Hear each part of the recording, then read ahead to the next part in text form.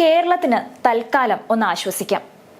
കടുത്ത സാമ്പത്തിക പ്രതിസന്ധിയിലൂടെയാണ് കുറെ അധിക കാലമായി സംസ്ഥാനം കടന്നുപോയിക്കൊണ്ടിരിക്കുന്നത്. മുഖ്യമന്ത്രിയും മറ്റു മന്ത്രിമാരും എല്ലാം തന്നെ ഒന്നടങ്കം ആവർത്തിച്ചു പറയുന്നതാണ് കേരളത്തിന്റെ സാമ്പത്തിക പ്രതിസന്ധിയെക്കുറിച്ചും. അതുപോലെ തന്നെ കേന്ദ്രത്തിന്റെ ഭാഗത്തു നിന്ന് കേരളത്തിനോട്, സംസ്ഥാനത്തിനോട് ഉണ്ടായിരിക്കുന്നത് എപ്പോഴും അവഗണനയാണ് എന്ന തരത്തിലുള്ള വിലയിരുത്തലുകളും കേരള സർക്കാരിന്റെ ഭാഗത്തു നിന്ന് ഉണ്ടായിരുന്നു. ഇപ്പോഴിതാ കേരളത്തിന് 4000 കോടി രൂപ അടിയന്തരമായി അനുവദിച്ചിരിക്കുകയാണ് കേന്ദ്രം ഇത്തരത്തിൽ അടിയന്തരമായി ഈ ഒരു തുക അനുവദിച്ചതുകൊണ്ട് ഈ ഒരു മാസത്തെ ചിലവുകളെല്ലാം തന്നെ സർക്കാരിന് അധിക ബുദ്ധിമുട്ടുകളൊന്നുമില്ലാതെ മുന്നോട്ട് കൊണ്ടുപോകാൻ സാധിക്കുന്നതാണ്. പിണറായി സർക്കാർ എക്കാലത്തും ആവർത്തിച്ച് പറയുന്ന ഒരു വിഷയമായിരുന്നു കേന്ദ്രത്തിന്റെ അവഗണന.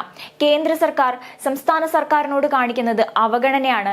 കേരളത്തിന് ലഭിക്കേണ്ട തുക കേന്ദ്രത്തിൽ നിന്ന് ലഭിക്കുന്നില്ല എന്ന തരത്തിലൊക്കെയുള്ള വിലയിരുത്തലുകൾ ഉണ്ടായിരുന്നു. മാത്രമല്ല, നിയമസഭയിൽ പോലും കേന്ദ്രം അവഗണന കാട്ടുന്നു എന്ന തരത്തിൽ വിമർശനം ഉന്നയിച്ചിരുന്നതുമാണ്. ഈ ഒരു സാഹചര്യത്തിലാണ് ഇപ്പോൾ കേന്ദ്രം ഇത്തരത്തിൽ അടിയന്തരമായി ഇങ്ങനെയൊരു തുക അനുവദിച്ചിരിക്കുന്നത്. മാത്രമല്ല, ഈ ഒരു സാഹചര്യത്തിൽ നിലവിൽ സാമ്പത്തിക പ്രതിസന്ധി രൂക്ഷമായി കൊണ്ടിരിക്കുന്ന ഈ ഒരു സാഹചര്യത്തിൽ കേരളത്തെ സംബന്ധിച്ചിടത്തോളം ഈ ഒരു തുക വളരെ ആശ്വാസകരമാണെന്ന് തന്നെ പറയാം. കേന്ദ്രം സംസ്ഥാനത്തോട് അവഗണന കാട്ടുന്നു, അല്ലെങ്കിൽ കിട്ടേണ്ട ആ ഒരു വിഹിതം സംസ്ഥാനത്തിന് കിട്ടുന്നില്ല എന്നൊക്കെ പറയുന്ന ആ ഒരു സാഹചര്യത്തിൽ കേന്ദ്രത്തിൽ നിന്ന് അത്തരത്തിലൊരു വിവേചനം സംസ്ഥാനം നേരിടുന്നില്ല എന്ന് തെളിയിക്കുന്ന തരത്തിലായിരുന്നു കേന്ദ്രത്തിന്റെ ഈ നീക്കം. ഇപ്പോൾ ഇങ്ങനെ 4000 കോടി രൂപ കേന്ദ്രം സംസ്ഥാനത്തിനായി അനുവദിച്ചിരിക്കുന്ന ഈ ഒരു സാഹചര്യത്തിൽ, അതും അടിയന്തരമായി ഇത്തരത്തിലൊരു തുക അനുവദിച്ചിരിക്കുമ്പോൾ തീർച്ചയായിട്ടും ഇവിടെ രാഷ്ട്രീയം ഒന്നുമല്ല ചർച്ച ചെയ്യപ്പെടുന്നത്. മറിച്ച് കേന്ദ്രം എല്ലാ സംസ്ഥാനങ്ങളെയും ഒരുപോലെ മുന്നോട്ട് കൊണ്ടുപോകാൻ ശ്രമിക്കുന്നു, അല്ലെങ്കിൽ കേന്ദ്രം സംസ്ഥാനങ്ങളോട് അവഗണന കാട്ടുന്നില്ല എന്ന് കാട്ടിത്തരാൻ ശ്രമിക്കുകയാണ് ഇതിലൂടെ. ഇപ്പോൾ ഈ ഒരു തുക ലഭിച്ചതുകൊണ്ട് തന്നെ കേന്ദ്രത്തിന്റെ ഭാഗത്തു നിന്ന് ഇത്തരത്തിലൊരു ആശ്വാസകരമായ നീക്കം സംസ്ഥാനത്തിന് ലഭിച്ചതുകൊണ്ട് തന്നെ ശമ്പളവും പെൻഷനും യാതൊരു മുടക്കവുമില്ലാതെ കൊടുത്തു തീർക്കാൻ സാധിക്കുമെന്നതാണ് ഇതോടെ വ്യക്തമായിരിക്കുന്നത്. ശമ്പളവും അതുപോലെ തന്നെ പെൻഷനും ഇത്തവണ മുടങ്ങില്ല എന്ന് ഇതോടെ വ്യക്തമായിരിക്കുകയാണ്. പക്ഷേ സർക്കാരിനെ സംബന്ധിച്ചിടത്തോളം പ്രതിസന്ധി ഘട്ടത്തിൽ നിന്ന് ഇതുവരെ കരകയറിയിട്ടില്ല എന്ന് തന്നെ പറയാം. ഇത്തരത്തിൽ കേന്ദ്രത്തിന്റെ ഭാഗത്തു നിന്ന് കിട്ടേണ്ട തുക ലഭിച്ചിട്ട് പോലും സർക്കാർ പ്രതിസന്ധിയിൽ തന്നെയാണെന്ന് പറയാം. കാരണം ഇനിയും ഈ ഒരു മാസത്തെ ചിലവുകളൊക്കെ കടന്ന് സർക്കാർ മുന്നോട്ട് പോകണമെങ്കിൽ ഇനിയും ഒരു 20,000 രൂപ കൂടി സർക്കാരിന് ലഭിക്കേണ്ടതായുണ്ട്. അത് ഇനി എവിടെ നിന്ന് കണ്ടെത്തും എന്ന ചോദ്യമാണ് ഇപ്പോൾ ഉയർന്നു കേൾക്കുന്നത്. ഇതിനായി പുതിയ ആലോചനകളൊക്കെ സർക്കാർ നടത്തുന്നുണ്ട്. അതിൽ എടുത്തു പറയേണ്ട ഒരു കാര്യം എന്തെന്നാൽ, ട്രഷറിയിൽ നിക്ഷേപിക്കുകയാണെങ്കിൽ കൂടുതൽ പലിശ ലഭിക്കുമെന്നും അതിൽ നിന്നും വരുന്ന തുക അത് സർക്കാരിന് വിനിയോഗിക്കാം എന്നൊരു ആലോചനയാണ് ഇപ്പോൾ നടന്നുകൊണ്ടിരിക്കുന്നത്. സർക്കാർ ഇപ്പോൾ ആലോചിക്കുന്നത് 7.5% ട്രഷറി നിക്ഷേപത്തിന് വേണ്ടി മാറ്റിവെക്കുക എന്നതാണ്. അങ്ങനെ ട്രഷറി നിക്ഷേപത്തിന്റെ പലിശ വർദ്ധിക്കുകയും സ്വാഭാവികമായി പണമുള്ളവർ ട്രഷറിയിലേക്ക് പണം നിക്ഷേപിക്കും എന്നാണ് സർക്കാർ വിശ്വസിക്കുന്നത്. ഇത് തീർച്ചയായും സ്വാഭാവികമായൊരു കാര്യമാണ്.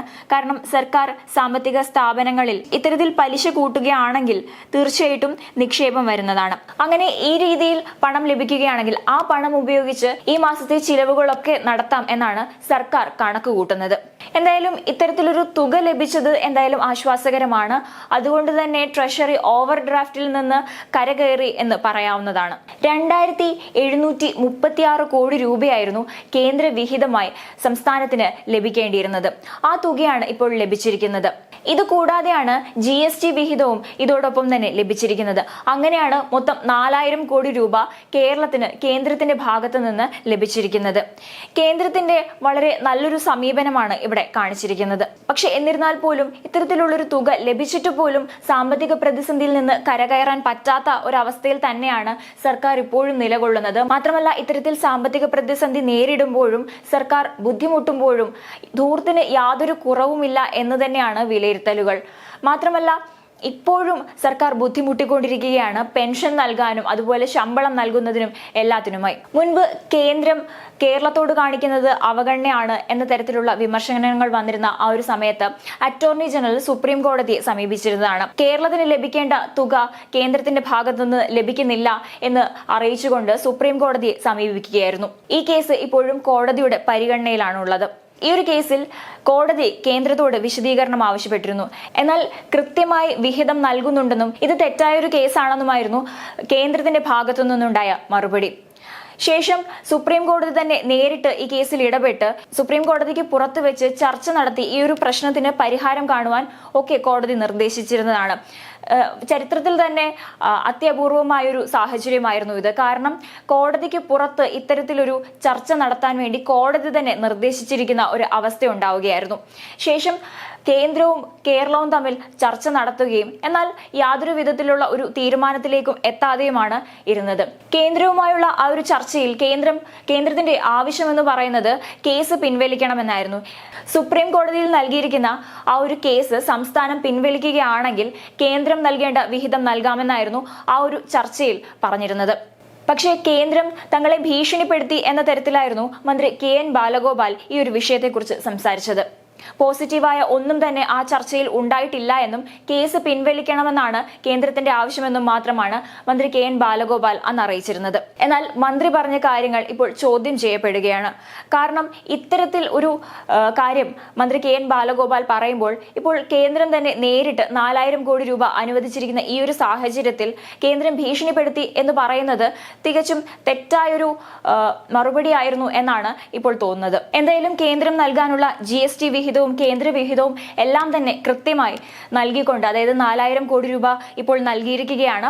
പക്ഷേ സുപ്രീം കോടതിയിൽ ഇപ്പോഴും സംസ്ഥാനത്തിന്റെ ഭാഗത്ത് നിന്ന് നൽകിയ ആ ഒരു കേസ് ഇപ്പോഴും സുപ്രീം കോടതിയുടെ പരിഗണനയിൽ നിൽക്കുകയാണ്. വരും ദിവസങ്ങളിൽ കോടതി എങ്ങനെ ഈ കേസ് പരിഗണിക്കും എന്ന് കണ്ടറിയണം.